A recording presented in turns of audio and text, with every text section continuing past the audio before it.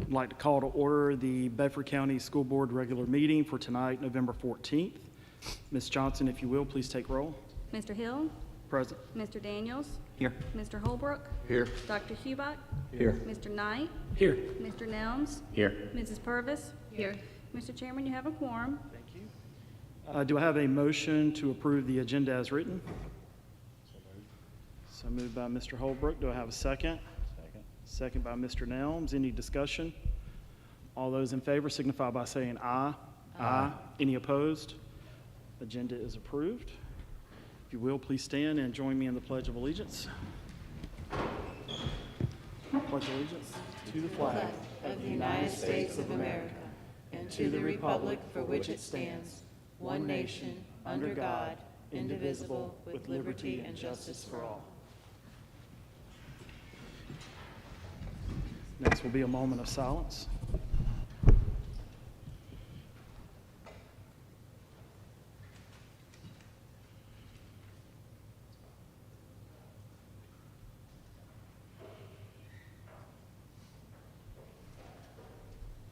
Thank you. All right, we will move to 2.01 Superintendent Report. Good evening. Tonight I would like to start by reporting and recognizing Forest Elementary School, who has been selected by the Virginia Board of Education as a 2024-25 Exemplar School Recognition Award recipient. Schools recognized for this highest achievement demonstrate high levels of success across all school quality indicators, such as a performance level 1 for reading, mathematics, and science based on student pass rates for all students group category. Congratulations to Forest Elementary's administrators, faculty, and staff, and students for their hard work and a job well done. Secondly, I would like to make a recommendation to the Bedford County Public School Board tonight that we table the proposed change for school start times that was introduced in the October 10th school board meeting. I would like to take this opportunity to thank the executives for their work on this requested proposal, and I would also like to thank the many parents and students for the respectful dialogue while voicing legitimate concerns regarding this proposal. I would like to remind the school board that if this proposal is returned for discussion at any point, that it be done in the first semester of a given school year. This time frame would give us ample time to continue our research and dialogue with all stakeholders prior to future decisions. Thank you for your consideration. And thirdly, I would like to announce that we are moving forward with Governor Youngkin's Executive Order 33, cell phone free schools, on January 1st, 2025 as required, and we will implement this order with the use of yonder pouches with all middle school and high school students on January 6th. While there has been opposition from students and parents about this product, I, the executive team, and the middle and high school principals feel that this is the best case scenario to combat the precipitous drop in national test scores that compare Virginia students to other states, research that shows a decline in students' ability to focus and engage in their studies, and that contribute to a national mental health crisis that the Executive Order 33, cell phone free schools, addresses.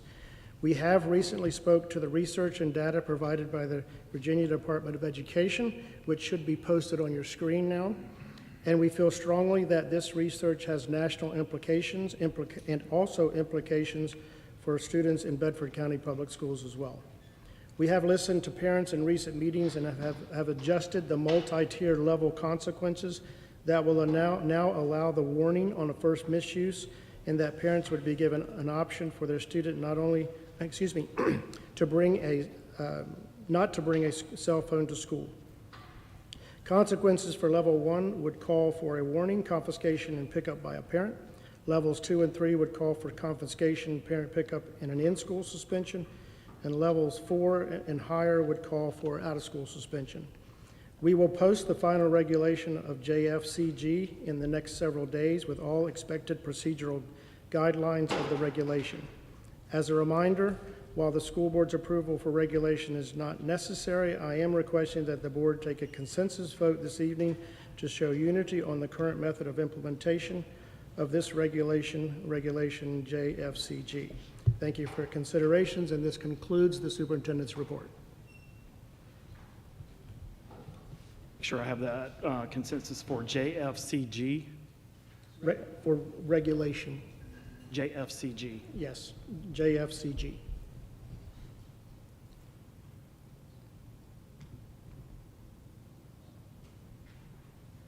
okay to go ahead and take a consensus vote on that at this point? Yes.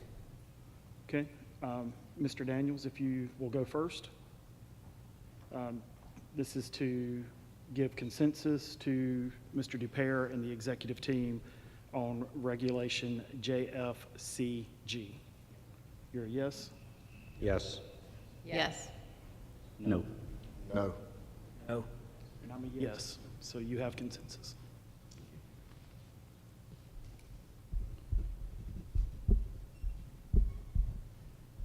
Okay. All right, staff report 2.02, Mr. Hagler.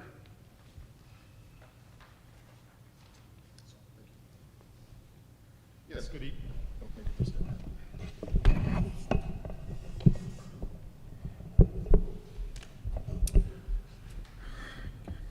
Good evening. Tonight I'm going to be presenting the first quarter financial projection for the entire year. Just to let you all know, we take what all the expenses and revenues that have happened in the first quarter and try to project out the entire year. So I take a very conservative approach on this, so hopefully it doesn't get any worse, and hopefully some things get better, but I'd like to give the board, how do we look for the full year and what do I project? Start here for people that are here. On your report, you can see at first we're reporting the revenues on the first page. Not a lot of changes. On the state funds, we're projecting lower than anticipated funds, mainly due to enrollment. Less kids, and then less kids that are funded and that the state provides funding for us. The sales tax looks a little bit better than anticipated, so a little bit of uptick there. And then a little bit of federal funds above budget. There is money that was reimbursement that was asked in last year, but it was delayed and didn't come until this year. So overall, projecting about $159,000 below budget on the revenue, with the very little data I have from the first quarter. And I'll stop here on the revenues to see if there's any questions. Okay. Said we had less students? Yes, yes, ma'am. How many do we have now? The thing that factors in when Mark Blankenship forecasts the enrollment, I usually take some off of that because there are some kids we don't get funded for that are placements outside. They're in our school enrollment, but we don't get funded for. So two things happen, probably around 20 to 30 less on enrollment from what Mark Blankenship projected, but then outside placements also were a little bit higher than I anticipated because I take a best guess at that approximation from previous years. So with those two to combine, about 50 kids less in our funding, but actually about 30 kids less in our total enrollment than what was projected. Those numbers will change as the year goes on. We get our final funding based upon the March 31st numbers. So this is a projection. When we get to March 31st and we file with the state, they'll compile those and they actually tell me what my actual funding is going to be for the year around May of next year. So that makes it dicey to plan out your budget, but not pretty close on the budget there. On the expenditure side, once again, on the expenditures, I have 3 months of data, kind of hard to predict all the electrical and fuel for heating, but we go through every single line item and do the best we can to project out the year. All the major categories look in really good shape. The one exception is the maintenance department. Electrical costs are still increasing. We do believe we're going to be able to bring that one in on budget. A lot of the expenditures happen at the beginning of the year, and we try to factor that in. But we're working with Sheldon Cash in the maintenance department. We're watching that line. Hopefully we can bring those expenditures down. If not, we might have to transfer some money from one of the other categories at the end of the year. But a lot of the startup costs for the school hit at the beginning. So we're continuing to monitor that one. Be happy to answer any questions on the expenditure side. This is the top level on the major categories. There's a couple pages behind there which give a lot more breakdown on those major categories. But when you combine the under budget for revenue, but also coming in under budget on expenditures, for a budget of $123 million, I'm projecting a $120,000 balance at the end of the year. So it is pretty razor thin. So we'll have to keep an eye on that throughout the year, but we look in good shape during the first quarter at this point. Any questions about the expenditures? Okay. On board docs, if you turn to the last page, I'm going to just brief the board on the other funds outside the operating fund. The nutrition fund is the first one we're looking at. Typically in the first quarter, we do see losses because the startup costs once again, and also paying employees over the summer months where there's no revenue coming in. So not surprising that there's a loss, but considering last year's loss, we are really paying attention to this. We are working with the finance committee. We're watching this very closely. I failed to mention at the beginning, the finance committee had reviewed this report with us at their last committee meeting. So right now, from the beginning year balance of the nutrition fund, we're about $300,000 down, and we'll continue to watch that as we go through the year. Expect that to be a little bit better as we get into mid-year, and we'll watch it for the whole year. That's the nutrition fund. The textbook fund, there's been no major adoptions this year, so we continue to see that fund continue to build up until we have a major adoption, and that's a large purchase, about $1 million when we have those adoptions for a subject matter. So none were planned this year, so a very good balance of $1.7 million in the textbook fund at this point. The maintenance reserve fund started with $10.2 million in it, projected to be about 10.5 at the end of the year. That's a large balance, but we do have some major large projects for Liberty High School and Stanton River High School, not this upcoming summer, but the following summer. We've got HVAC for those two schools. Those two schools combined will probably be $11 to $12 million. So a lot of those funds are reserved for those for the following year, the summer of '26. We did put out a post on social media about a lot of the projects that we had completed over the last year. And in the upcoming months, we'll put out another post of upcoming projects that we're going to be getting started for next summer so people can anticipate that. So trying to get it out to the public in the best way possible to say, these are the projects coming to your schools in the foreseeable future. The self-insured fund, health fund, started at 4.8. We're at 4.6 at the end of September, so you can see that it's gone down. So the self-insured health fund is something we have to really closely watch with what's happening in the industry, inflation and increased cost. So last year was a really difficult year for us on that. We saw a lot of money flow out of here for high dollar claims. We're hoping for a better year this year, but as of the first quarter, about $200,000 less than what we began the year with. So I'll pause at this point if there's any questions on those. Somebody was clicking for me. I almost did it. So Randy, not a question, but I want to make sure we're very clear on the maintenance piece, because you mentioned in 2026 that we would start projects on HVAC, but I want to be clear that that does not take away from the projects that start this summer at both Liberty High School and Stanton River High School. Let me add clarity to that. That is a construction project outside of this fund. There's borrowed funds required for that. I don't report on that here. Understand, I just wanted to... Yeah, there's, we're going to be having, just since we're talking about the maintenance fund, large projects starting up next year for the PPA, the gym at Bedford Primary, and then canopies and auditoriums at both Liberty High School and Stanton River High School. Anybody watching could look on our website and look at our CIP plan and what we have planned for the next 5 years. That's mainly for HVAC, roofs, parking lots, painting, and those types of routines. Major projects that require a borrow under the construction fund, and we track those separately. Yes, sir. Any other questions or comments? All right. Thank you, sir. All right, we will move on to 3.01, 25-26 Program of Studies, Dr. Trosper and Ms. Jennings. Good evening. So tonight we're going to present as an information item the Program of Studies for the next school year. And just a quick overview, in early September, secondary principals, counselors, and others at the school board level met to discuss potential changes and recommendations. So you do have a handout in the agenda which outlines the changes, then also a draft of the Program of Studies for next year. So I'll go through those changes with you. So the first thing we did was we added our current vision and mission just to the introductory part, just to reflect our current vision and mission in Bedford County. We updated our academic recognition section to show that interims will be sent home digitally, which reflects our current practice, but we want to make sure that our Program of Studies also says that.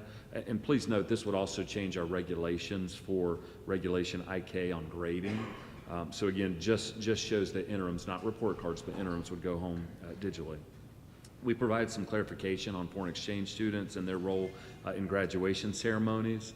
A big topic of discussion was AP prerequisites, and so last year we had said that we would accept College Board's recommendations for prerequisites. We've run into some discussions and some issues that were up for interpretation this year, so we clarified that we still do use AP prerequisites, but we also kind of supplemented that with adding specific grade levels that could take a course. One of the other steps we took was we did allow for a school level committee to meet should someone feel like a student is qualified, and they'd be allowed to take it outside of those prerequisites. So we wanted to make sure that qualified students were able to have access to AP courses. Under our weighted grades, there was some vague wording that said students would get a 5.0 grade scale for a dual enrollment course. The wording in the current program of studies says courses not fulfilling graduation requirements. That was just vague and left up to too much interpretation, so we clarified it to say that any student taking a dual enrollment course will be on a 5.0 scale, and all elective dual enrollment courses will be on a 4.5. So core classes 5.0, elective 4.5, and that might seem minor, but there's been a lot of discussion and interpretation, so we just wanted to clean that wording up to make it more clear. We've also added 12 courses, and so just to summarize, we had 6 of those are CTE, 3 are advanced placement, 1 is a dual enrollment, and then 2 are general education. In the program of studies draft, there's a description of each course. I won't go through those, but I'd be happy to answer questions when I'm finished. But again, the descriptions are in the program of studies. We removed 2 courses. The first was building management, and that was a course that was essentially moved to 3 of the base high schools, and we felt like by doing education for employment instead, that gives more opportunities for our students with disabilities especially. So it was really about offering more opportunities individualized to student interest. And then we removed AP Studio Design Art simply because College Board does not offer that class, so we've changed that to AP 2D Art and Design. Very similar course, just different title. As far as special education goes, there's been a few adjustments. The description for math skills, life skills, and life skills schools and community, the descriptions were changed. Again, those are also in the draft of the program of studies. We added some courses. First would be developmental math. And there's always been a developmental reading, but we wanted to add a course equivalent. So we have a developmental math and reading now to balance each other out. Students can work through those in their resource classes, which really helps structure that support to their areas of weakness. Life skills, school and community. This was added to the middle school level to include community-based instruction. And then we added functional math. Again, would be an equivalent to the functional reading, so it balances that out. We did remove skills classes from middle school since those are no longer necessary. There are other options for students that qualify. High school functional and fundamental skills classes were removed and incorporated into education for employment courses, which again, we started that this year at one of our schools, and we're hoping to expand that more. So that's just an overview of some of the changes. They're not as significant as in previous years, but wanted to make sure you had access to those. So we'll be bringing this back to you in December for a vote. So I'll be happy to take questions at this time. Questions, comments? And I'm assuming, Ms. Purvis, Dr. Hubach, you guys have reviewed this and are privy to this information from a curriculum? I haven't. No. Okay, so will you guys be meeting next month? We meet on the 26th Of this next month. week. Okay, so next week. Okay, good deal. So will this be presented to us next week then? We can add that to the agenda, certainly. I did look over your, just the full thing that you had, and I had a couple questions. The second slide you have, I don't know if you're going to go over that at all, but I think that's probably. I didn't have any slides. I just had a handout that just I mean, the second summarized. handout, I guess that's what I'm Okay. saying. Just a couple questions. It said that you can transfer with 20 credits. You considered a student as a transfer student. If they have less than 20 credits, and I don't know what page that was on, I'm sorry. I'll Would look at have it to real do some quick. further research on that. I'm sorry, I'm not sure exactly what you mean, Ms. Purvis. I'll talk to you privately Yeah. then about that one. And also, I noticed that you don't, I only saw writing in 5th grade. You don't start writing until 5th grade? They, as part of our curriculum, they write from kindergarten on to 5th grade. Oh, okay. We have some expectations from the state where we start to formally assess writing, but they're Okay. writing from Okay, I kindergarten just wanted on. to make sure that was clear. Okay, thank you. Any other questions, comments? All right, thank you. 3.02 for school calendar, Dr. Woodford.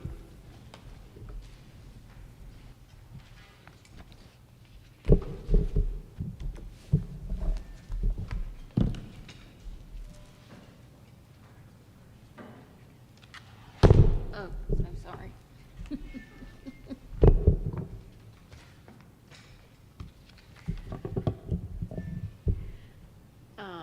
Good evening, members of the board. Tonight, a draft of the potential 2025-26 school calendar is being shared with you for approval at the December meeting. I'd first like to just give you some background information on the process for arriving at this proposed calendar. If you'll remember, in the 23-24 calendar year, we formed a calendar committee made up of teachers and principals. We met several times. We created some priorities, and one of the largest priorities was gathering feedback from the schools on what teachers would like to see in a school calendar.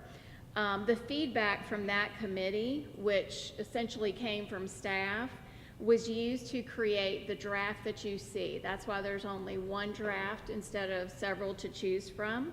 I will say typically we do multiple drafts, and the only thing that really changes is which week we do spring break, and sometimes which days we do professional development or work days. But we are very limited in a school calendar with trying to start in August and be finished by Memorial Weekend so that we can use the Vine Center for graduation. So because our calendar is typically pretty tight, I tried to incorporate all of the feedback from staff in the one draft that you see. After the draft was created, I did send it to all of our staff, and I asked for just open feedback. It was a Google form, and they were welcome to add as many comments as they wanted.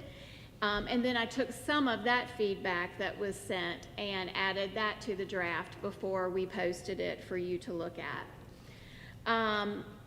Some of the feedback we received in the survey, we sent the link out. There were only 33 responses.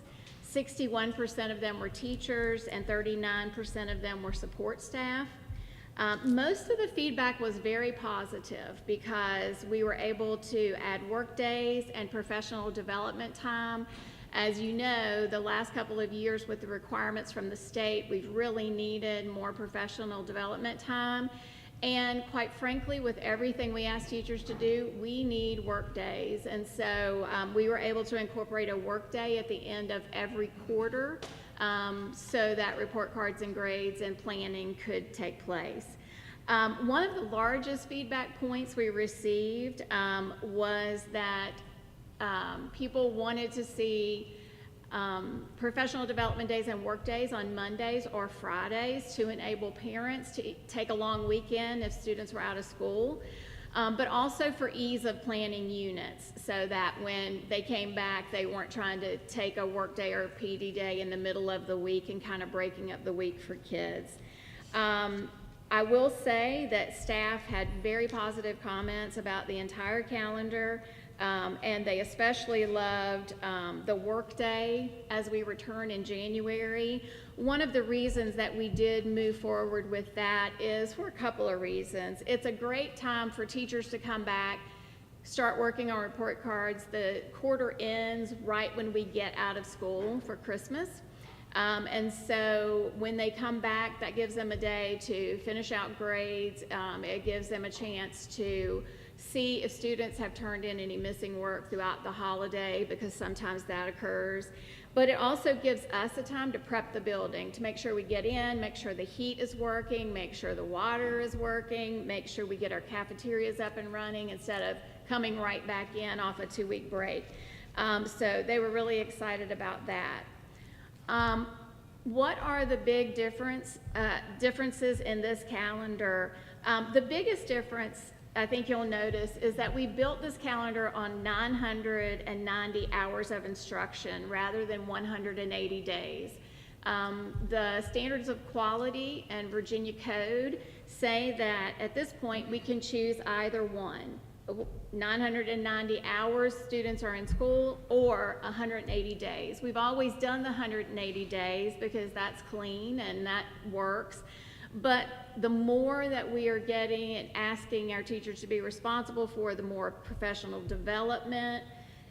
Quite frankly, if we don't do something within and use those 990 hours instead of the days, graduation would almost get to the point it's impossible to do Memorial Weekend, which is a big, our seniors love that, our families love that because that's a travel weekend. And we also, that's the only weekend we have reserved for the Vine Center, which is a great place to be able to invite everyone to your graduation. So we talked to some other school divisions.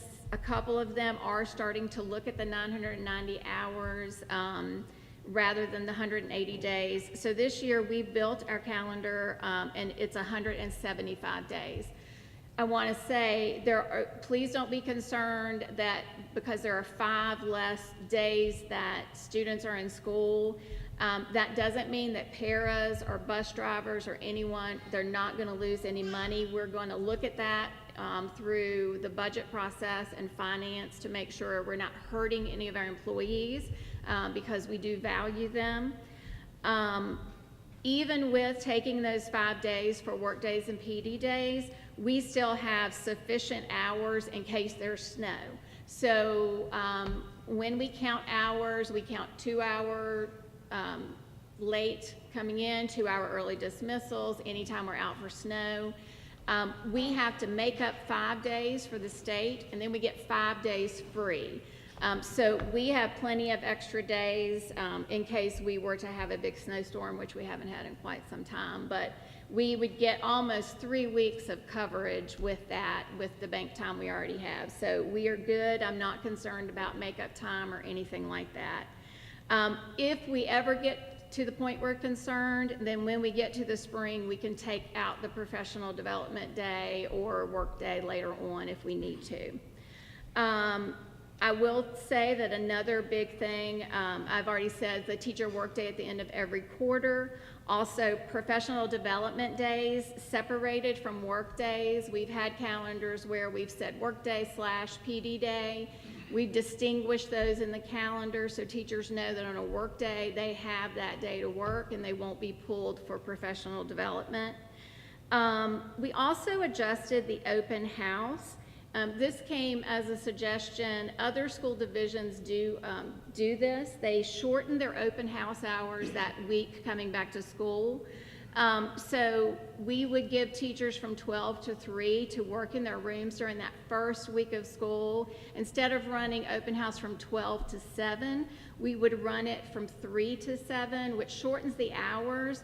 But with the number, when we look at when parents mostly come, most of them are coming in the evening.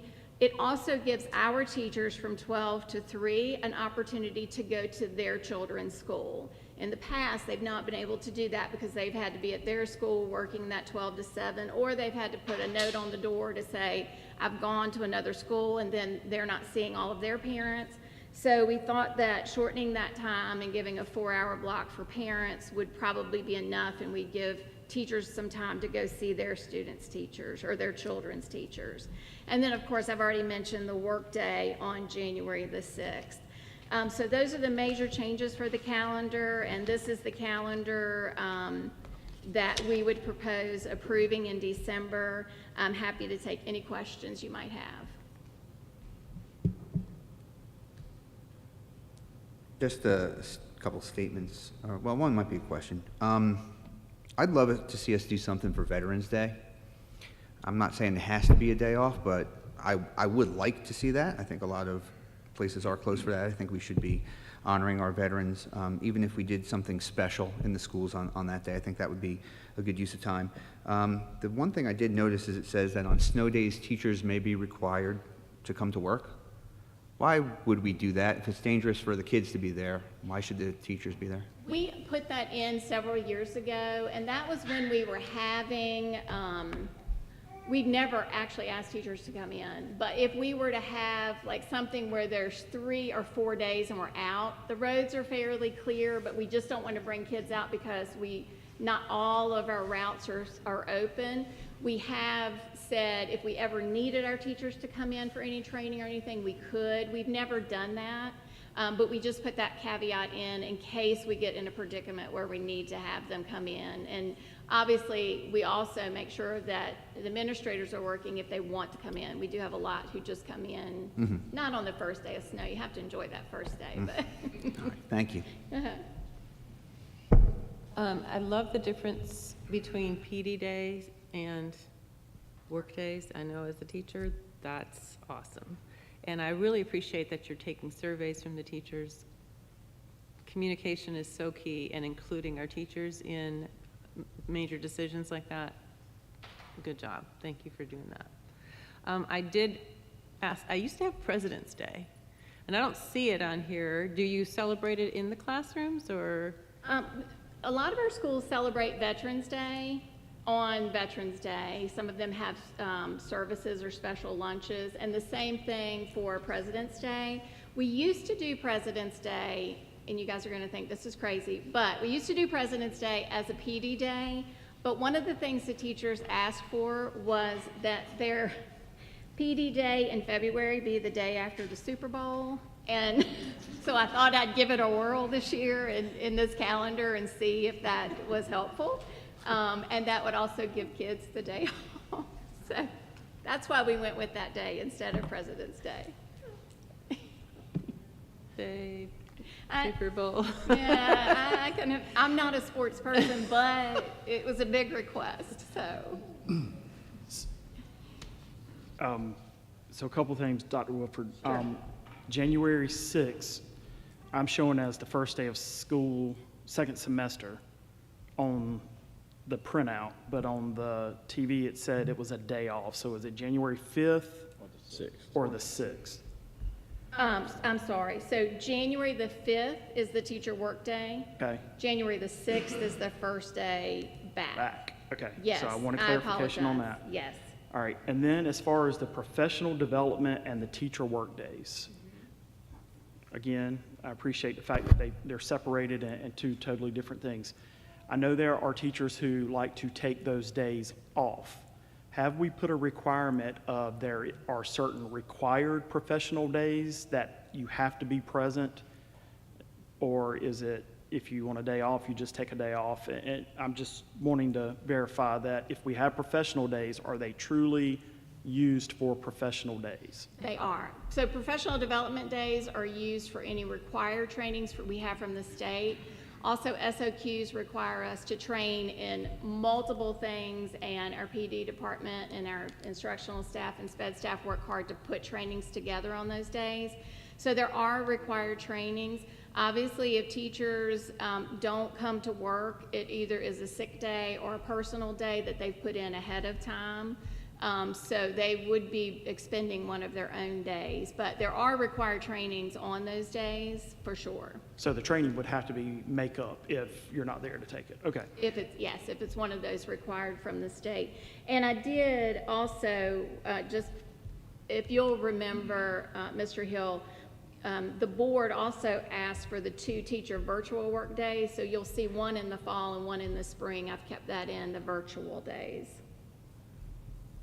And then my last question is December 22nd through January 2nd is noted as winter holiday. Is there any law that prohibits us from identifying that as Christmas break?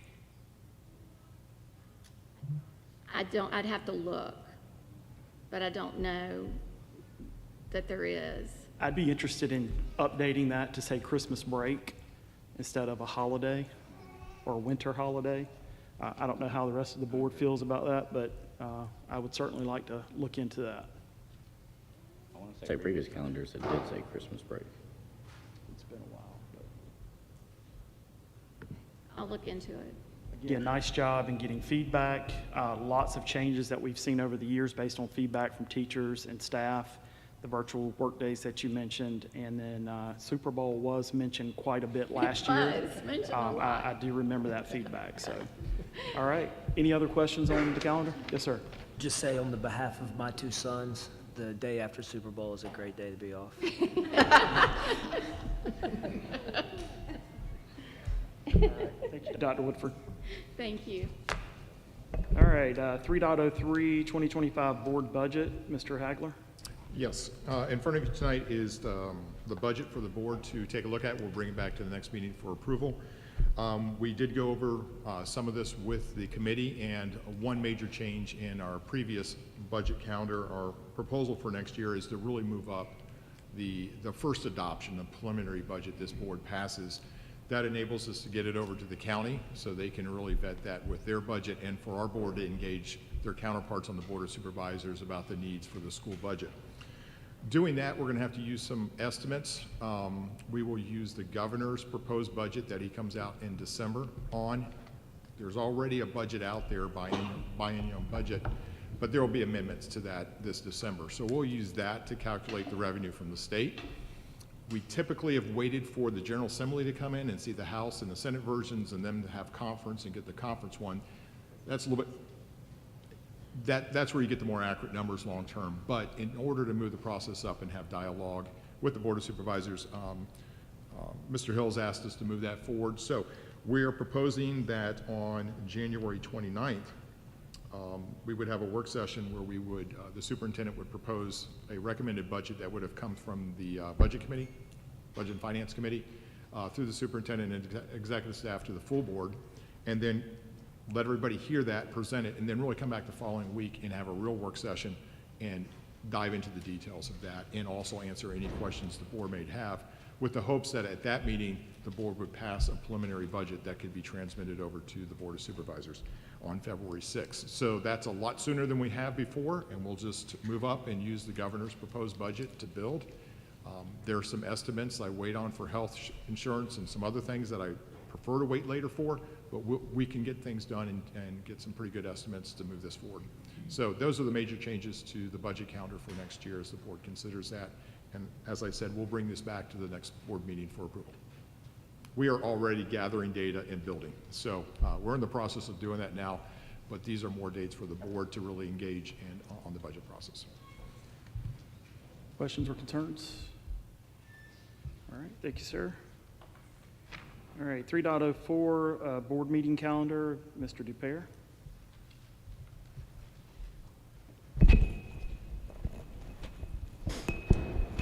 I am presenting to you the 2025 school board meeting calendar, which is posted on Board Docs.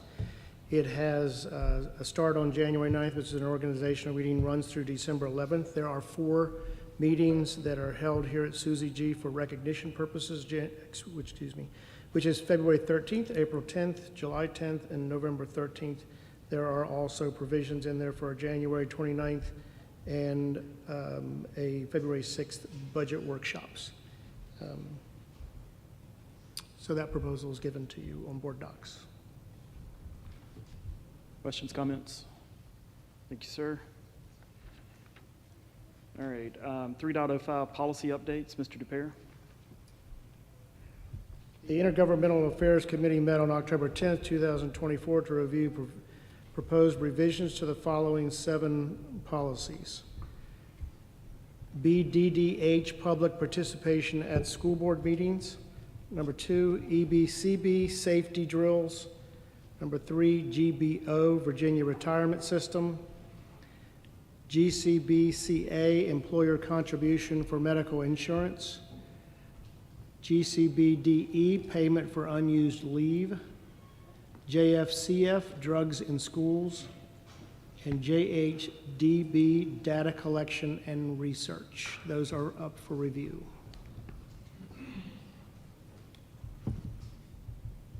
Questions, comments? And those will be back for next month for us Those will to be approve. back in December. Okay.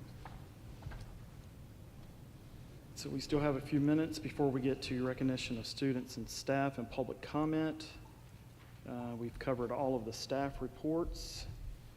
7.01. Now, Ms. Johnson Superintendent has recommended that that be tabled. So do I still have to ask for a motion to make sure it doesn't, or how does that go?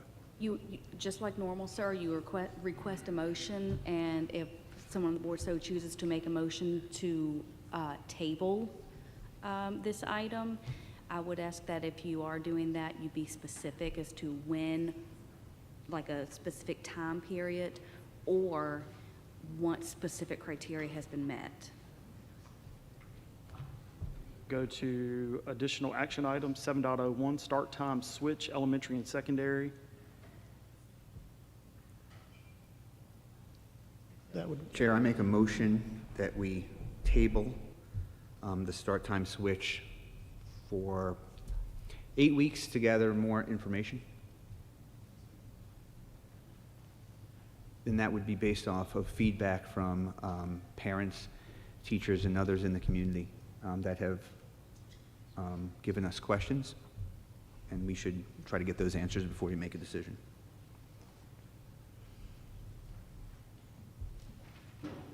All right, so I have a motion. Second. Second. Do I have any questions or conversation? Question. Discussion? Okay. I don't know how this works exactly. I think that Mr. DePere said that we wanted to table that until the first semester of the next Okay. school year. Is that right? Can I rescind and amend that? Okay. I would like to make a substitute motion. You could make an amended motion. I would advise you to withdraw your motion first, and then just start clean. I withdraw the first motion. I don't have the dates on the first semester, so I'm just going to say first semester. Mr. Chair, I'd like to make a motion that we table the start time switch discussion until the first semester of the next school year to have time to gather more information based on feedback from teachers, staff, and parents. Second. Motion by Mr. Daniels, a second by Mr. Holbrook. Any discussion? All right. All those in favor to table the switch times signify by saying aye. Aye. Any opposed? All right, that motion passes.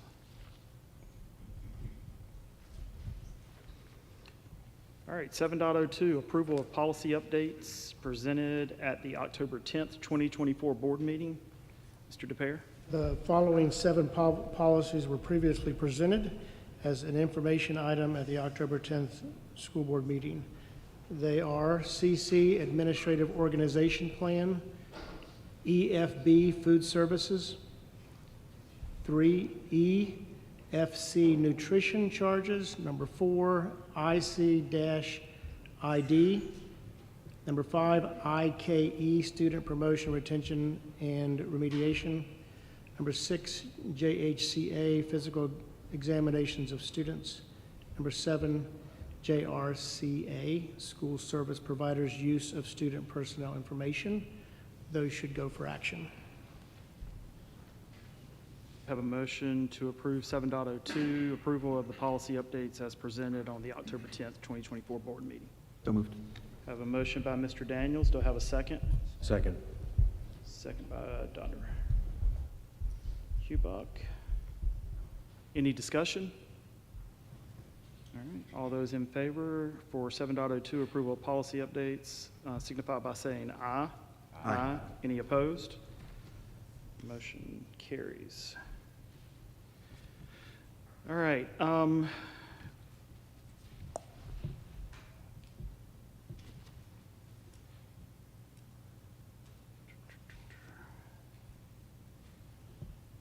Sorry, I need to see what is on the closed session. Mr. Dupere, how long do you think that closed session is going to take tonight? I don't think it will take more than 5 or 10 minutes. It's just personnel, I believe. Okay. I'm going to make a quick statement, and then I'll look for a motion. I want to remind this board, anytime we go into closed session, we are in closed session. You are not to talk to anyone. You're not to stop. You're not to do anything other than leave this room and go directly to our closed session. So just want to make sure we are in compliance on that. So with that being said, do I have a motion to go into closed session? Well, we have to read the, Mr. Chair, pursuant to Code of Virginia 2.2-3711A1, to discuss the assignment, appointment, performance, disciplining, and release of contract for specific school board employees. motion by Mr. Daniels. Do I have a second? Second by Ms. Purvis. Any discussion? All those in favor signify by saying aye. Aye. Any opposed? We are in closed session.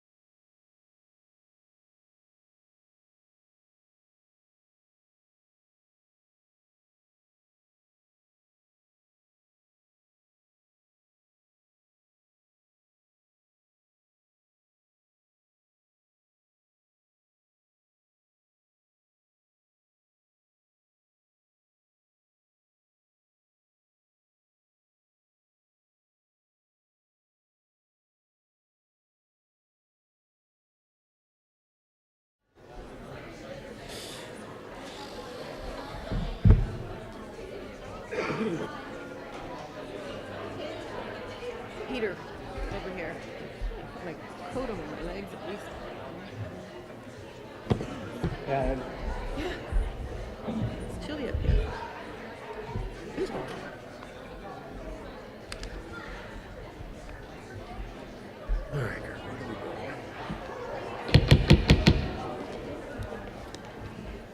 Do I have a motion to come out of closed session? So moved?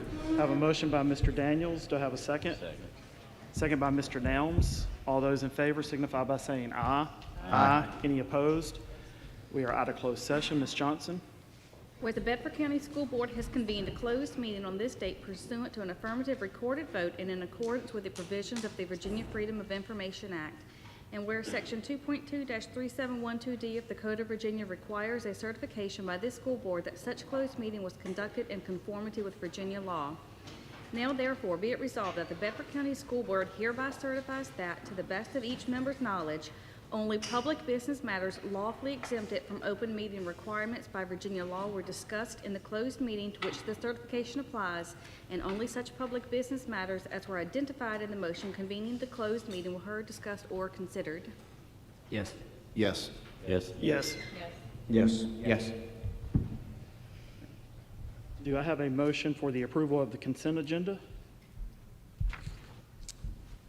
All right, I have a motion by Mr. Daniels. Do I have a second? Second. Second by Mr. Nelms. Any discussion? All right, all those in favor signify by saying aye. Aye. Any opposed? Motion passes. All right. We are 2 minutes before 6, but do you have everyone here for recognition?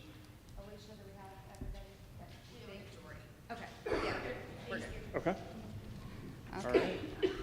Mr. Chairman, Vice Chair, and Mr. Dupere, will you please come forward to greet our students and staff? And we're going to do the first couple on stage because they're smaller groups, but when we go to do the last one, we'll move down.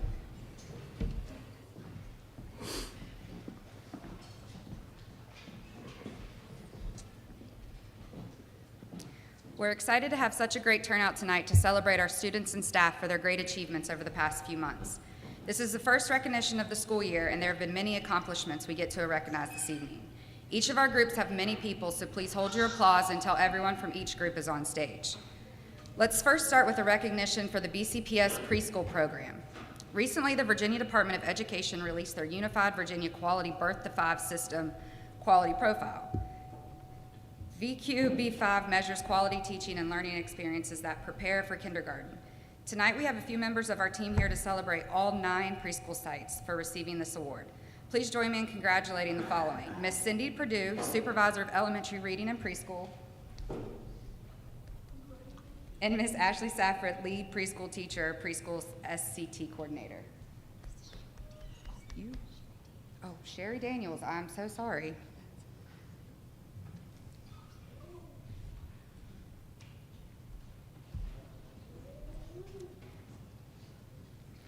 Now we can clap.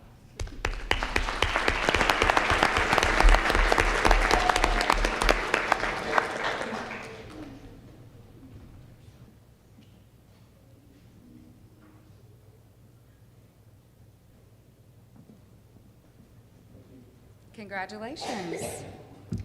Now we're going to recognize, next we have a group of young ladies that might look familiar to you. We have recognized these students for winning the Educator Rising State Champion competition, and now these amazing students took that achievement to the next level by taking second place at the national competition. These young women have continued to prove themselves and should be proud to be part of the new generation of exceptional future leaders. Please join me in welcoming Avery Campbell, who got second place in the Children's Literature Pre-K competition.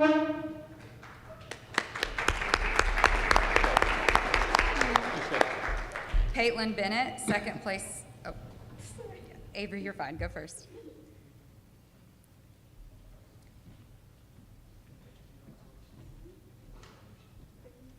We have Caitlin Bennett, who got second place in the Educator Rising Leadership Award competition. And Alexis Spangler, second place in Children's Pre-K competition. And we have Miss Allison Burns, who is their teacher.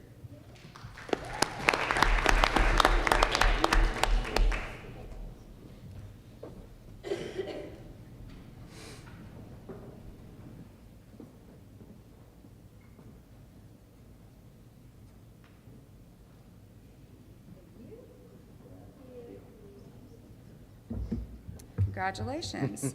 Now we're going to recognize our outstanding students who have achieved remarkable success in the Future Farmers of America Junior Hippology State Competition.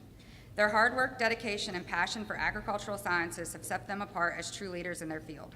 We are proud to recognize their exceptional knowledge of sciences as state champions. Did Kelsey come or no? Okay. The state champions from Liberty FFA are Samantha Hubbard, Mackenzie Curtis, and Leanne Wright.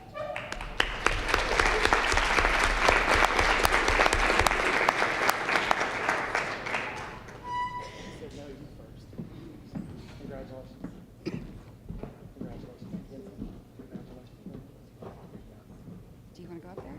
Are you sure?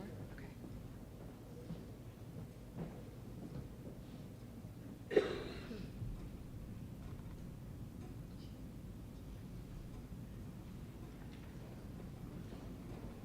All right, our last but not least group is large, so if you guys want to come down here, or they might get crowded up there. So our last group for recognition, you think that you want them all? Okay. If you guys just hang on a second, we'll talk first, sorry. Our last but not least group for recognition has worked 8 years to achieve their success. Liberty High School started their application process last November to become one of 9 Virginia schools to earn the national recognition for their inclusion efforts and become a national unified champion school. These schools met 10 national standards for inclusion, advocacy, and respect, which were developed by the Special Olympics and education leaders. Their programs focus on inclusive sports, leadership development, and whole school activities that create a welcoming environment. Liberty High School and the Fuse Together Club host both the Little Feet Meet and Big Feet Meet for Bedford County every year, which is a huge undertaking. But are some of the best events you can experience in Bedford. This same club also sponsors the Hooping with Heroes charity basketball game that helps support Bedford County Special Olympics to participate in these events. If you ever get a chance to support any of these events, you'll understand how Ms. Schneider, who is also the Liberty High School Teacher of the Year, the Fuse Together Club, and all of those in support her won this tremendous award. And also to add that as of yesterday, they were named an ESPN Honor Roll school as well for their inclusive efforts. They share this achievement with 33 other schools nationally and the only school in Virginia. So there's way too many to name and more that aren't here tonight, but I'd like to welcome the Fuse Together Club, alumni students, as well as their teachers and sponsors.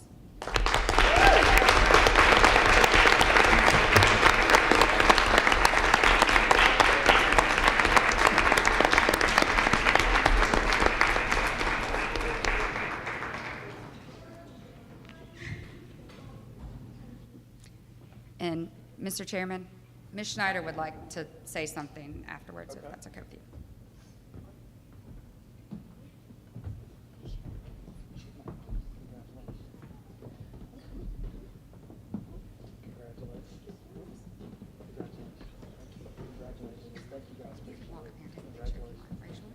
Great job, guys.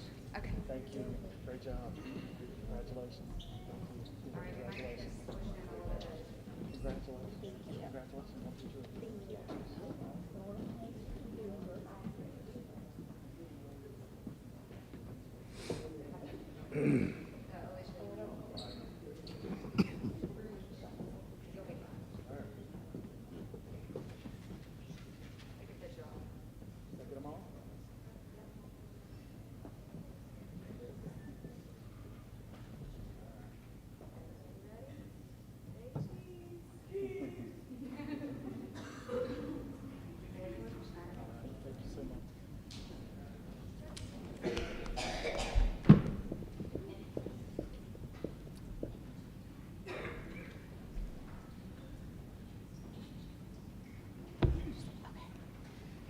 I just wanted to take a quick moment and say thank you to the board for your support of the unified movement in Bedford County.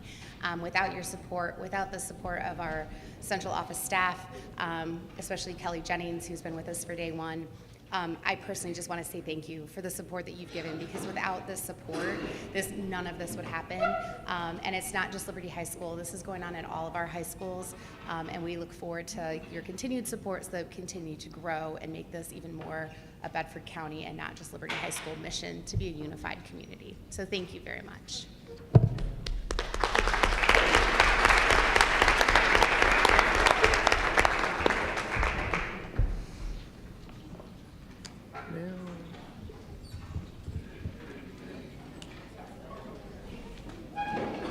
Public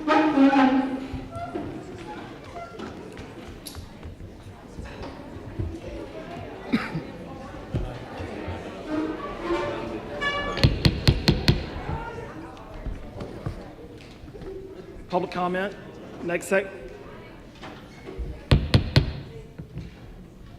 The next section will be public comment. The public comment portion of tonight's agenda is limited to 40 minutes.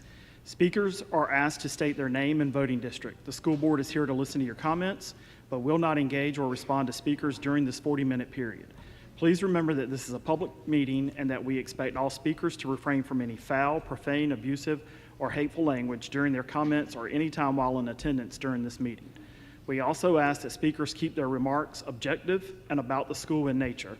Please keep all comments limited to matters related to the public schools, and any comments that are harassing or amount to a personal attack against any identifiable individual, whether board member or staff or student, or having the potential to cause unnecessary delay or disruption to this meeting are prohibited. This is a public meeting for public matters. If a speaker is not present when their name is called, we will proceed with the next name on the list. An individual who has not signed up to speak may not substitute for that time slot. Individuals will have 4 minutes to address the board. An alarm will sound when an individual has 30 seconds remaining, and a second alarm will sound when the allotted 4 minutes have expired. When this second alarm sounds, please discontinue speaking and allow the next person in line to come to the podium. Should you be unable to finish your comments, please send or give them to Ms. Johnson, and she will give them to board members. Please do not adjust the microphone at the podium as it has been positioned for optimum audio quality. Cindy Gillespie.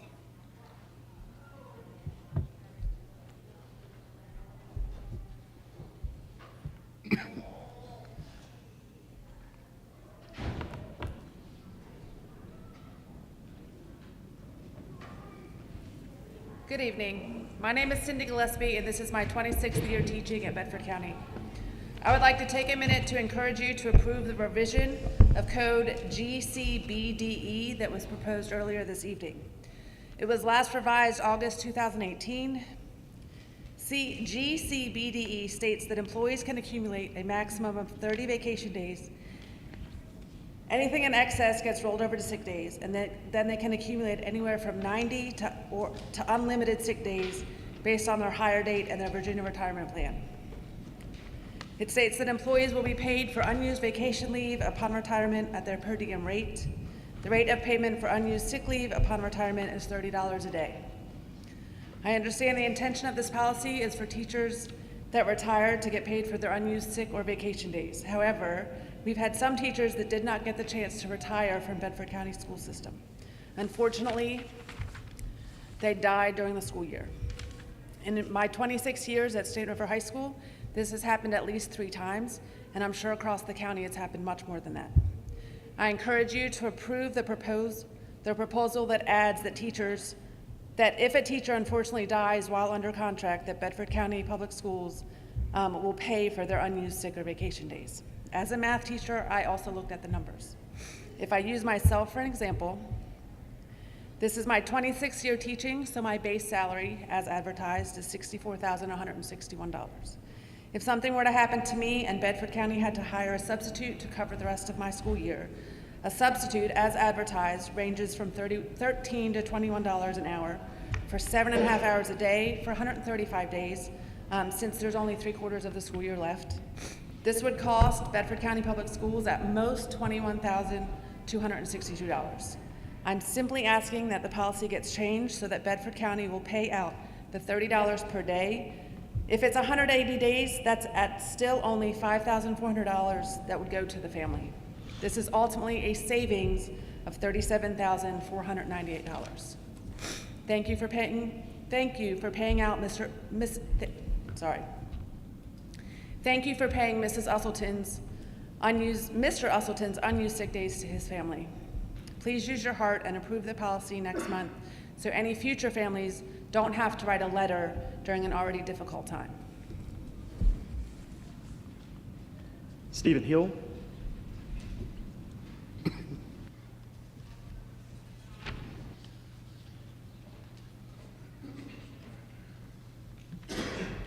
Hey, good evening.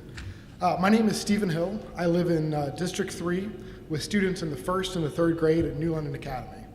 As much as we love our elementary school, I do not see an advantage to my kids being required an additional 90 hours of institutional time per academic year. Like many young boys, my children are energetic and struggle to maintain focus throughout a long school day.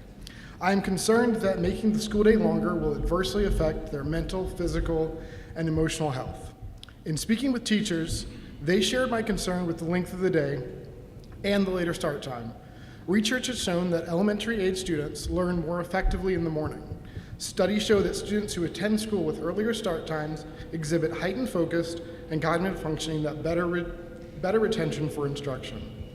Another veteran teacher that I spoke with caters her class schedule to when the students are most alert. She puts most of the difficult subjects, at the beginning of the school day and the less intensive subjects after lunch. This teacher has experience with both schedules and prefers our current schedule. If the school boards decide to push back the start time, teachers will have less time to exploit their students being alert and focused.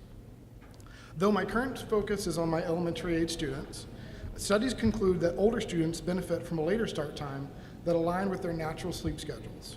The proposal presented neglects to factor in the varying needs of older and younger students. I do not know the intent behind the proposal, but as presented, it seems like this portion was not researched to consider all the variables that would go into a decision like this. Personally, my greatest commodity with my kids is time. In looking into the proposal and the research, I am not convinced that my students would benefit from an additional 90 hours of an academic year of institutional time. I believe they would be greater served in using those additional hours at home, given time to enjoy being a kid. I would implore the board not to disrupt the schedule of hundreds of Bedford County families in order for a few other students to get to extracurricular activities or work a few minutes earlier each day. Let our elementary students have the opportunity to enjoy all the benefits of being a kid outside the classroom for the few fleeting years they have left. Thank you.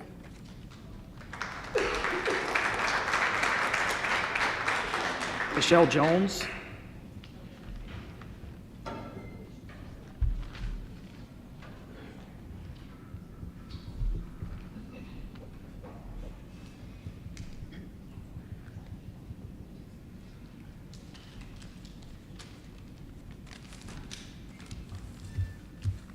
Dear members of the board, my name is Michelle Jones, and I am speaking on behalf of some of the teachers at Forest Elementary School.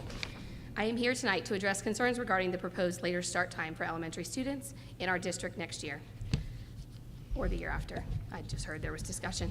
While I appreciate the board's dedication to improving educational outcomes for all students, I believe this change could negatively impact our youngest learners and does not fully consider the unique needs of elementary students and their teachers. Research shows that elementary-age children are generally more alert and focused in the early morning hours, making it a prime time for effective learning. A later start time would mean these students are in school longer into the afternoon, when their energy and attention tend to wane, potentially diminishing the quality of their learning. This change may not only compromise their academic experience, but could also lead to restlessness and fatigue in the classroom. Elementary age students typically wake up earlier on their own. These students will be awake for hours before coming to school. This routine could disrupt their entire day. From a family perspective, a later start time could present logistical challenges. Many working parents rely on early school hours to align with their work schedules, and a delayed start time could complicate family routines, leading to increased demand for morning childcare. Additionally, with a later end time, elementary students would miss out on a valuable after-school hours for extracurricular activities themselves, play, and family interaction, which are vital to their development. Moreover, I am concerned by the apparent lack of direct input from the teachers in this decision-making process. Teachers who work daily with our children have a deep understanding of how different schedules impact student focus, behavior, and learning outcomes. Their insights are invaluable, and it is crucial that they are given a voice in any decisions affecting school start times. Without their feedback, we risk implementing a change that may not serve our students' best interests. My question for you is why? What brought about this discussion? The rumor mill places blame on the need to start sports earlier after school. We can't base our decisions on sports programs at the detriment of everyone else. Why are we putting more emphasis on sports than education? Also, many of the coaches who work other jobs outside the school system, they will not be able to leave their jobs earlier, so this additional time may become insignificant. We respectfully urge the board to reconsider the proposed schedule shift, or at the very least, to conduct additional surveys and gather input from teachers, parents, and the broader school community before moving forward. A balanced approach, one that accounts for the needs of both students and families, will benefit everyone involved. Thank you for your attention to these concerns and for considering the perspectives of those directly impacted by this decision.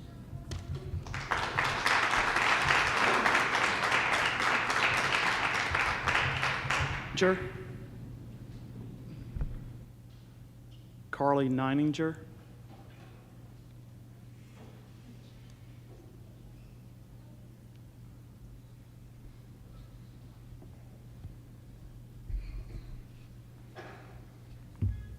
Hello, and thank you for allowing me to speak today. I would like to begin this by saying that this is not meant to be a direct insinuation of anybody's character, and give a content warning. In this, I will be discussing harsh matters, such as pornography, addiction, suicide, and self-harm. I'm Carly Neininger. I'm from District 9. I'm a senior at Stanton River High School. I'm ranked top 5 in my class and have received various awards from the College Board and Questbridge for my academic performance. As you may be aware, our superintendent recently came around to the schools. I wasn't concerned with the points he was making. I was instead concerned with a lot of the rhetoric he was using.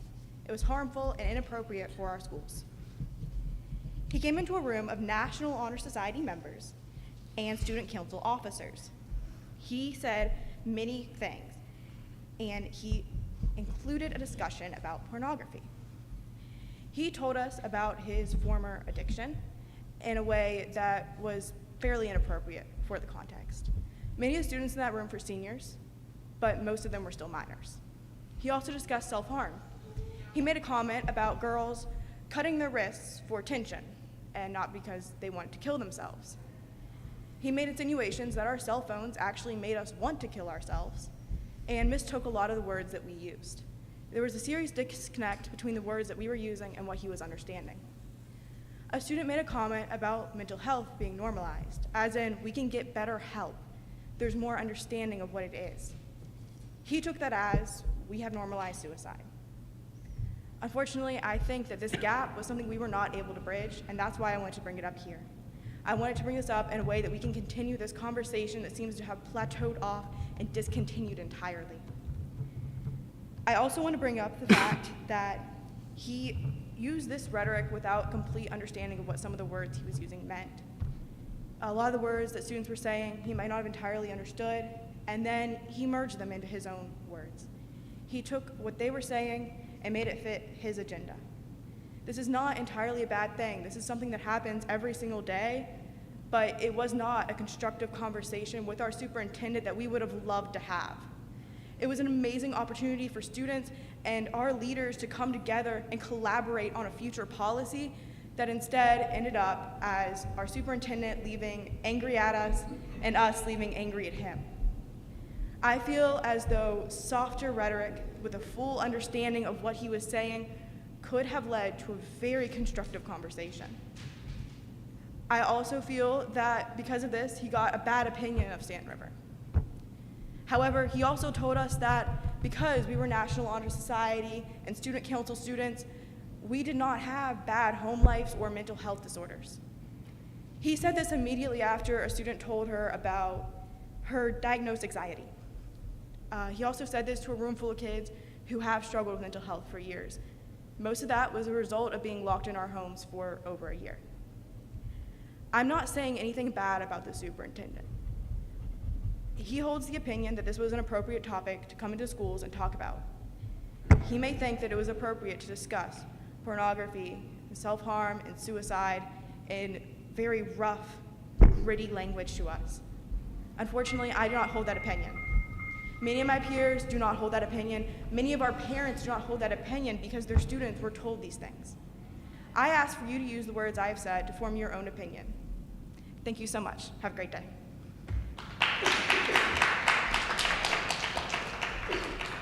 Travis Engel.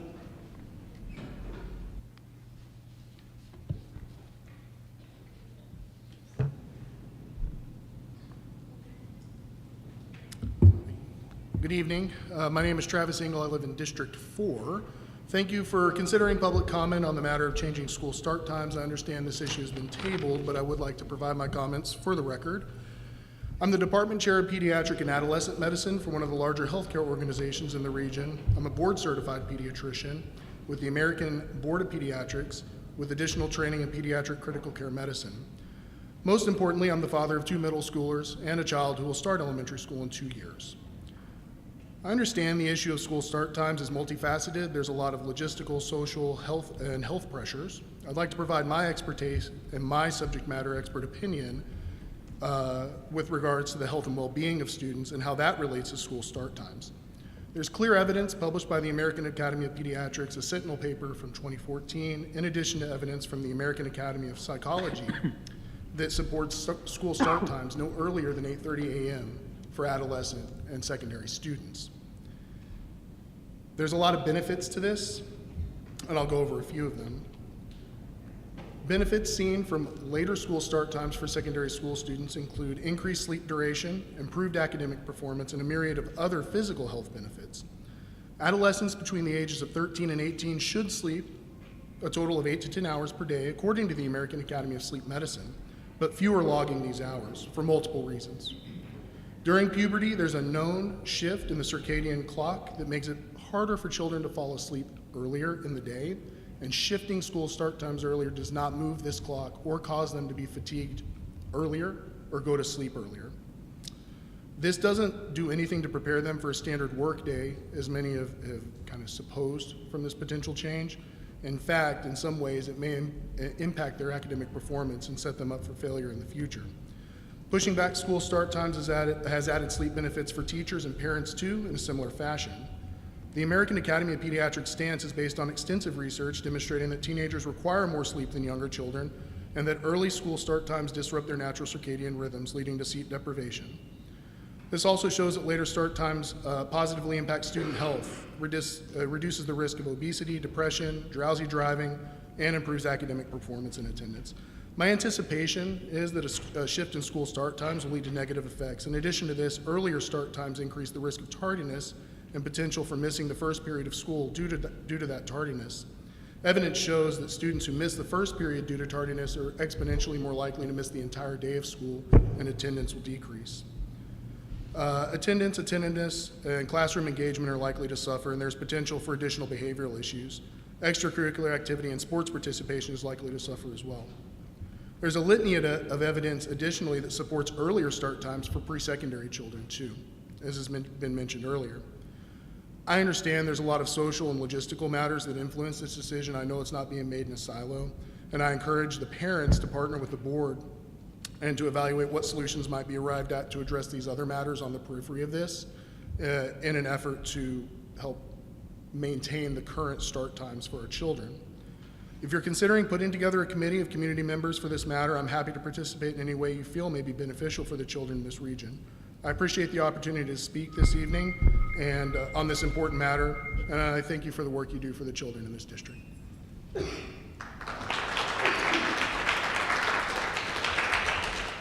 Bailey Lanier.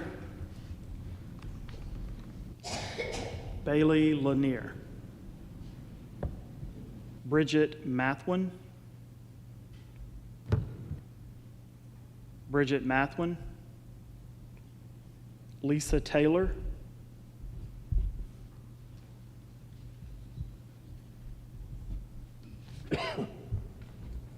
Thank you. My name is Lisa Taylor, and I'm from District 3. I'm a parent of a 3rd grader and a 5th grader, and I'm also a teacher at Huddleston Elementary. Instead of focusing attention on switching start times today, I wanted to speak to you about how adding 30 instructional minutes to the elementary school day would negatively impact elementary school teachers. The thing that concerns me most about the proposed extension is the strain that it would have on already overworked teachers. Elementary school teachers only have 45 minutes of planning time each day. Now, I've spoken to secondary teachers who have 2 50-minute planning periods. One of those is guaranteed planning time, and one of those is a duty period, but that duty period usually does serve as an additional planning time. So I just wanted to reiterate that elementary teachers have a 45-minute planning time, and on most days, secondary teachers usually have 1 hour and 45 minutes of planning time. That's almost an additional hour. Elementary teachers should have a comparable amount of planning time to secondary teachers. That's because almost all planning, preparation, grading, communicating with parents, and attending meetings take place outside of school hours. If the proposed changes had taken effect, elementary teachers would be doing an extra 30 minutes of work on top of what we already do each day. Adding another 30 minutes per day adds 90 hours of instructional time, which is equivalent to adding 14 more days to the end of the school year. Our instructional day would have been longer than all the other counties that surround us. I don't know of many occupations in which it would be acceptable to increase a workday by 8% without increasing compensation. And the compensation isn't even the biggest deal, though. We're asking elementary teachers to give something they don't have to offer, and that's 30 more minutes of time each day. Before COVID, our instructional day was 6 hours and 45 minutes. I think it's important that we don't exceed that if a new plan is developed. There's a limit to how much you can expect employees to do on their own time, and this plan would force teachers to be doing even more work outside of school hours. I know that Bedford County would like to attract and retain their teachers. If teachers' voices are not heard, they don't feel valued. If teachers are taken advantage of and are overworked, that has a negative impact on morale. We're teachers, we're parents, we're coaches, some of us have second jobs. We're all human beings. We're here to help brainstorm and even find solutions also. I know that your job is not easy, but that you took it because you want to make Bedford County schools even better. So thank you so much for taking the time to listen to me tonight.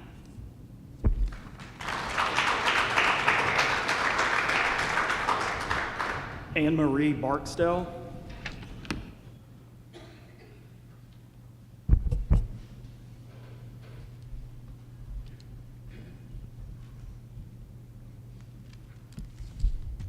Good evening. My name is Anna Marie Barksdale. I live in District 5. I'm a substitute teacher for Bedford County Public Schools, and I have children at Forest Elementary, Forest Middle, and Jefferson Forest High School. I'd like to take a moment to say I appreciate the superintendent's move to table the discussion and the board's vote to discuss this topic at the first semester of the next school year. But in the interest of helping you gather information and gauge parent opinion, this is my comment. The research that's been done on later school start times and improved sleep for teens is unchanged.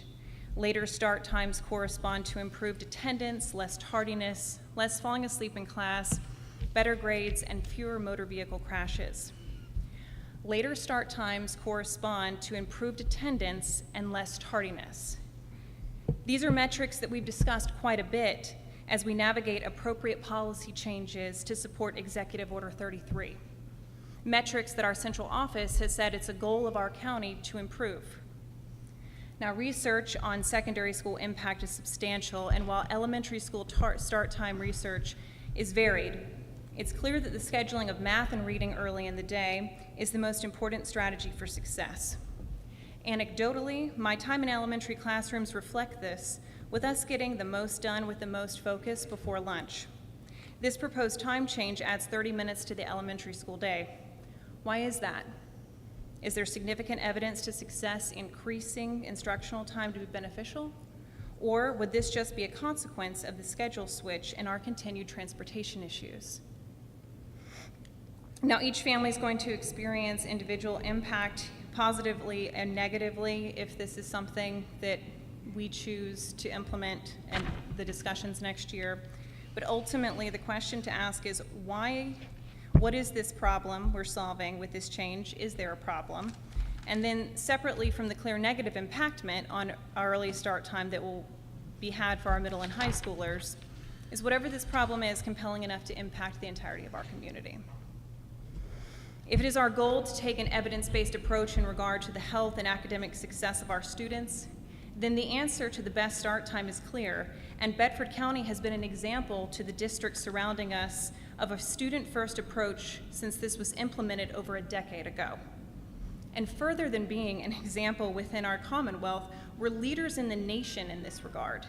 An article published in 2020, pre-COVID, said that only 5% of schools surveyed had a start time between 8:31 a.m. and 9 a.m., 8:30 a.m. being the earliest start time recommended by the American Academy of Pediatrics.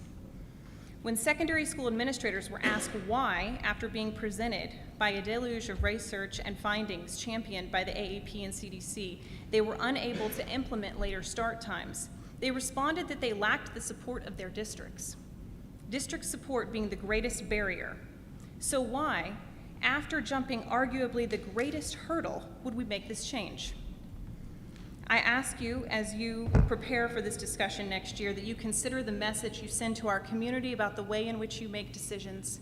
If we apply an evidence-based approach to our improvements in attendance, tardiness, classroom engagement, and mental health during our decisions regarding cell phone policy, should we not apply that same approach to our school start times? Thank you for your time.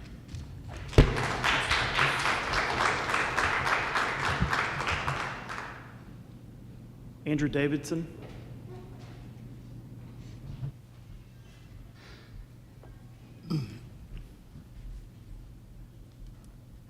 Good evening, Mr. Chairman, and thank you for the opportunity to address the board this evening.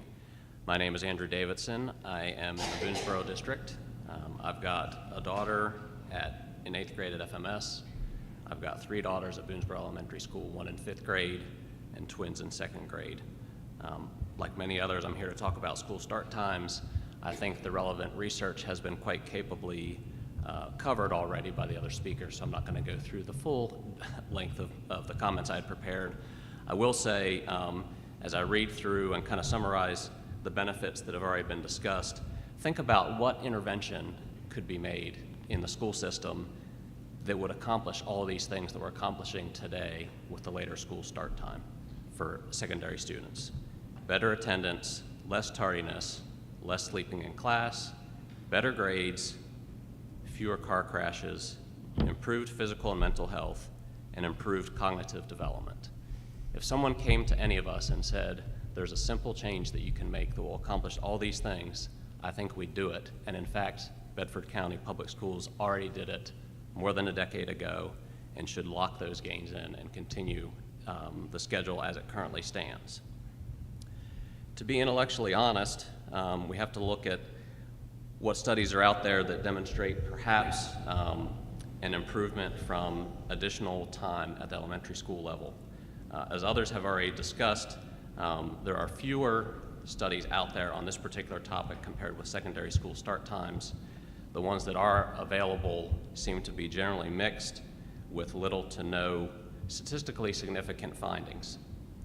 There was one performed by the University of California that found perhaps a 1 to 1.5% improvement in academic performance from additional instructional time. However, that included both adding time to the day and adding instructional days, so it's not clear whether the benefit came from additional days kept at the same duration or adding duration to the day. So I would just encourage all of you to familiarize yourselves with the studies that are available. I know there was some discussion at the last meeting about interference, I suppose, from other school systems being on a different schedule.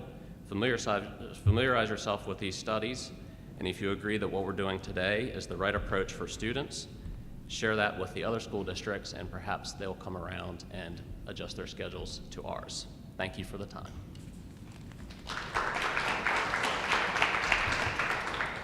Joe Della Penna. Joe Della Penna. Dave Dietrich. I'm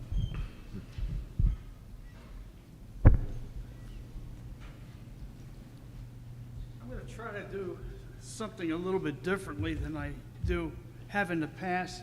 I'm not going to use notes, and I'll try to be brief. And I want to commend you all for the job that you all do. You have just changed things in such a positive way, and I can only encourage you guys to continue along that route. One of the things I do want to emphasize, and I have in the past, and I know you all understand this and you follow these ideas, and that's a good thing, is that Kierkegaard once wrote that we live life going forward. but we understand life looking backward. And I want to use that to emphasize that we certainly want to teach our kids the high-tech life of the 21st century and beyond. No question about it, we need to do that.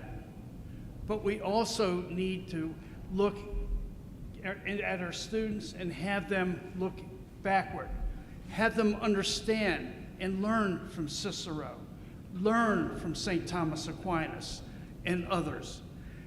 Cicero, centuries ago, said to not know what occurred in former times is to continue always as a child. Now, he wrote that in the classical era, and even the founders in the 18th century age of reasoning were well familiar with those ideas. The other thing is that people in the past inspire us, even today. One of the great inspirations, hopefully, for most of us is the great Isaac Newton. Isaac Newton was a brilliant man, and in spite of being probably the most brilliant person of his era, if not of all time, he had a humility to him, and he said, in effect, that in spite of what the world may think of me, I am but a child walking along a beach, and I'm looking for seashells, and beyond me lies a whole body of ocean yet to be discovered. Now that's a humble person. And that's another thing that I would suggest that we make sure that we teach our students as we move forward. And that is moral growth. To learn to be humble, to learn to understand the limits of knowledge and uncertainty. And to also finally go through life as an autodidact. What does that mean? What is an autodidact? It is a person that learns themselves. Take what you learn and move beyond that which you don't know. I'm 73 years old. I actually will be next month, so I'm like kind of sort of cheating right now. I'm reading a book now, and I don't have to do this, but I'm doing it, from a friend of mine who wrote this book, The New History of Political Theory, Ancient Greece to the Modern World. And in there, he talks about the ideas of Socrates and Cicero and Edmund Burke and all these fine minds that have gone before us. Teach those ideas to our children as they go forward. Thank you.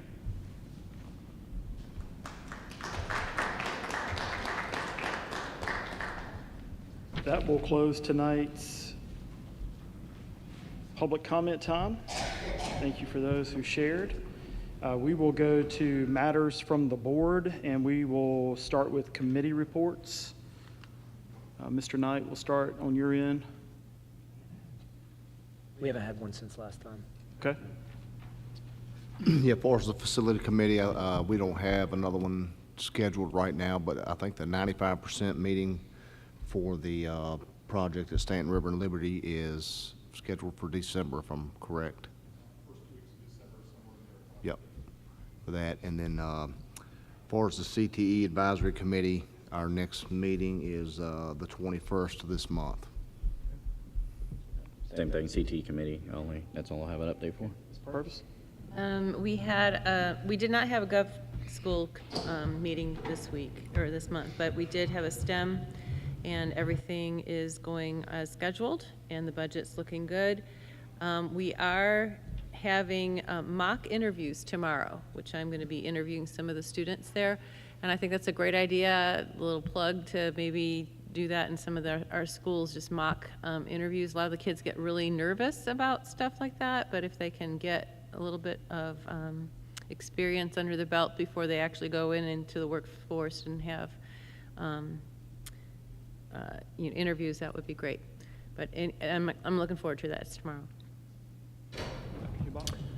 The CPO committee met on October 22nd, and we had several topics of discussion. One was bringing up the family life curriculum, which is supposed to be periodically reviewed, and that needs to happen. And so the superintendent will appoint a committee to review that, and that should be something in the near future.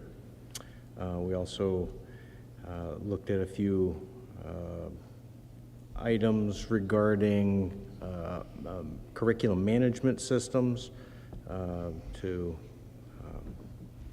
kind of help better understand the overarching curriculum and how everything meshes together, as well as a potential audit of the curriculums that would be in a phasing process.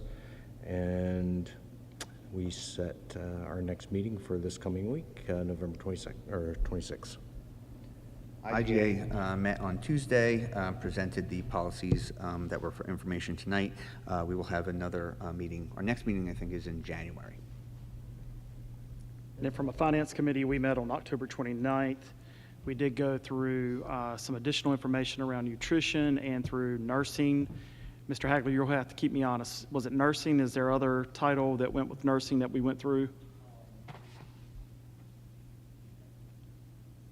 think we went over the administrative part, which is the superintendent's office, finance, HR, technology we touched on. And we took a nursing and tour. psychology. Took a tour. Yeah. Yes. And next month is curriculum and instruction. Okay, good deal. All right, comments from school board members. Mr. Daniels? Yeah, thank you, everybody who came out. First off, thank you to all the students and teachers for those successes that we saw. That was wonderful. It's good to get that back going again. And thank you to everybody who came out tonight and shared their opinion. It's been a while since we've had a full house, and we've had a lot of people here. We did get a lot of comments. And I just want to say that I think when a proposal comes up, I mean, that's why it comes out and comes out for information, so that we can get feedback. I know there were town halls, and I think that's great. And I think that, you know, us as a board would take that information and listen to it, and it's like, okay, well, maybe this works or does not work, and maybe there is a way to make something work. And I think the only way you get there is with feedback and with buy-in. So again, I think that's definitely a good thing. And just thank you again to everybody who participates. And sometimes people participate by not replying. But I would encourage you that if you want your voice heard, sometimes it's good to get on the phone or email us and just make your voice heard. That's important. So I think that's all we have. All I have. So thank you. Yeah, I wanted to also thank the community for the outpouring of comments and information, the barrage of emails that we've gotten. And I wanted to say that I've read every single email that's come to me on this topic, and that is quite numerous. I think that from that information, the community has let its voice be heard. I would also like to comment personally that the evidence-based approach is the right approach. And we do that in medicine constantly, and I think that this branches out from that Bedford County has been a leader in that, in the start times being the way that they are. And I commend that, and I think that we kind of lead the districts in that respect, and I think we should continue to lead and not regress. I also am in favor of the evidence-based application of the cell phone policies as well, and we'll stand behind what the board and our executive team has decided. I think it's going to be a good thing, but it's going to be difficult, and we are all in this together for the betterment of our students. First of all, I want to thank all of the people who responded as well. I even got a personal letter sent to my home, so I had a lot of feedback. I think one of the things that I learned through this as well is that we probably, as an administration and board, need to have our ducks in a row a little bit more before we present things to the public, and have our reasoning and examples and all of that already researched and before we present it. So I don't know if we can work on somehow the communication for that and just smoothing that out a little better. I love that we had the town hall meetings, and I loved all the feedback, but I also think we should do a little bit more of our own homework. As a teacher, I totally, I was teaching in a different school district that did not have this time schedule, and then when I came and started substituting in Bedford County, I thought, oh, this is awesome. I love the fact that they have the times the way they are. It makes so much more sense to me as a teacher, as I've taught elementary and I've taught high school and middle school, and so anyway, I'm really glad that we are doing what we're doing with our time. And as far as the pouches, I just want to say that as a teacher, there are teachers who do not implement, and then there are teachers who do. And the pouches make it so that everybody has to implement, and that relieves the teachers who are trying to teach from bell to bell, as opposed to the teachers who say, all right, get your work done, and if you're good, you can be on your phones. And what that usually does is have the kids just throw something together, turn it in, doesn't mean that it's very good at all, and then start working on their phones or playing on their phones. And I have always been a proponent that if you're going to be in my classroom, I'm responsible to be teaching from bell to bell. And so I think the pouches are going to be a good addition to that. I know logistically they could be some straining, but I want to encourage everybody to just try it for a while and see how it goes, and give it a good try. And I know that the principals have worked hard on trying to implement how they're going to do this, so just hang in there and let's all work together to make this successful. Mr. Nels? I just want to say thank you to all my constituents in District 3. I do hear you on the time change. So I hear you loud and clear. I'm just like Dr. Hubach. I read all 250 emails that came through. They all said the exact same thing, so I do hear you on that. I was not in favor of the pouches, but I was in favor of the bell-to-bell. Reason being, I just think the yonder pouches, I think they send a message to our students of mistrust by implementing that they cannot manage their own behaviors effectively. I think we can work together to create an environment that embraces technology while maintaining a focus of academic excellence, and I think that we should not punish them before a policy has even been in place yet. Mr. Holbrook? No comment. All right, Mr. Knight? Okay, I have comments tonight. I'm going to be a little bit longer than usual, but I'm going to cut it short because I know everybody wants to go eat. In case you didn't know, it's the best time of the year, my favorite time of the year. It is Thanksgiving and Christmas, but it's also wrestling season. And I would like to commend all wrestlers, including those in Bedford County, at JF, Liberty, and Stanton River, all of which are solid teams. Wrestlers are some of the toughest and hardest working athletes in the world.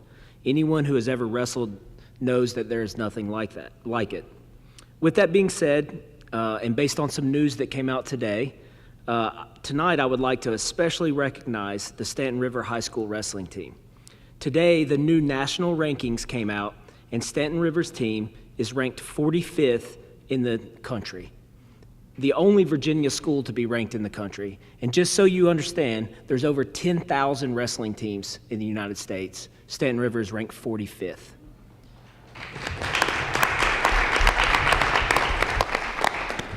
This year, Stanton River will be going for their third straight Virginia State team title.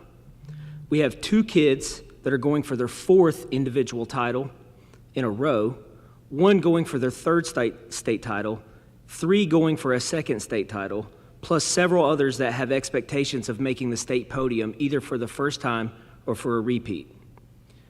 Scott Fike, the head coach, and the Stanton River team have put Bedford County schools on the map at the state level and now at the national level. We have 4 athletes that are ranked in the top 25 in the country in the individual rankings. Noah Neininger is ranked 4th in the country. Colin Martin is ranked 8th in the country. Macon Ayers is ranked 17th in the country, and Landon Jobber-Spence is ranked 18th. We have several more that are looking to break into the top 25 this season. We have 4 athletes in the senior class that have now signed a Division I college scholarship. one at Virginia Tech, one at UVA, one at American University, and one at Little Rock. Just so you understand, there's only about 10 spots on a high school wrestling team, 10 weight classes, plus some backups. 4 of those students in the senior class have signed Division I scholarships. We have 2 more that are being heavily recruited, and a few more that have an option as well. So by the end, this class plus the next class could have upwards of 6 to 8 students wrestling in college, some of which on full rides. Stanton River is not only producing some of the best athletes in the state and country, but is also mentoring and forming some of the best students and the future leaders of our community. Just last night when I was at the National Honor Society, or earlier this week, the National Honor Society pinning ceremony at Stanton River, I saw at least 4 of our athletes that I just mentioned were also in the National Honor Society. We must get behind this team more than ever. They've earned it through countless hours of sweat, blood, and tears. I say that we support them as they go for their next title, and let's make it back to back to back. Thank you.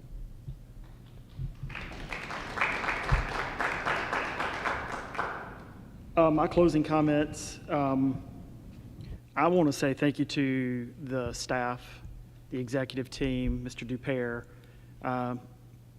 You guys did exactly what some of us asked you to do from committees, looking at ideas and things that we can do to accomplish certain thresholds around budgets, around making sure that our students are top priority. And we've asked you to be transparent with the community. We've asked you to be transparent with your principals, with your teachers. And there are going to be times where we may not have our homework completely done. But that is exactly what I personally have asked you to do, because it's being transparent with our community, which allows us to include them as we're creating our final documents and our final processes. So I want to commend you for taking that step. Is it a lot of pressure? Absolutely. But it's exactly what we made a commitment to our community to do, is to seek feedback and input as we create policies and processes for our students. The other comments that I will make are around the cell phones and the pouches. Over the last 3 years, we have faced repeated and escalating challenges that are jeopardizing the well-being and future of our students. The behavior issues are out of control, is what we've heard. The mental health crisis has reached unprecedented levels, as we've heard.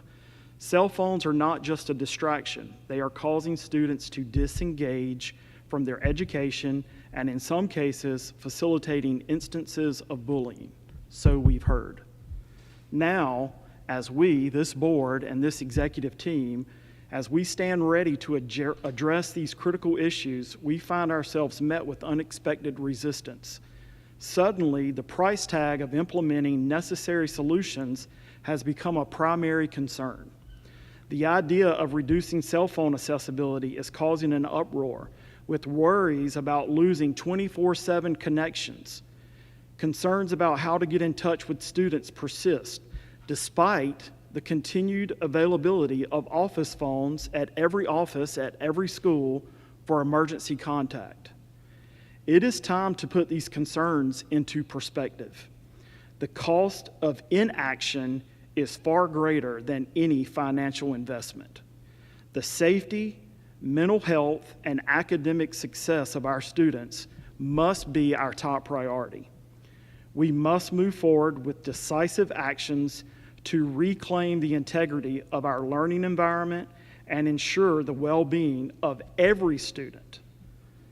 I appreciate Mr. Dupere and our executive team for rising to the challenge and taking meaningful steps to address these pressing issues now. Our children deserve nothing less. And with that, do I have a motion to adjourn? So move. Have a motion by Mr. Nelms. Do I have a second? Second. Second by Mr. Daniels. Any discussion? All those in favor signify by saying aye. Aye. Any opposed? We are adjourned.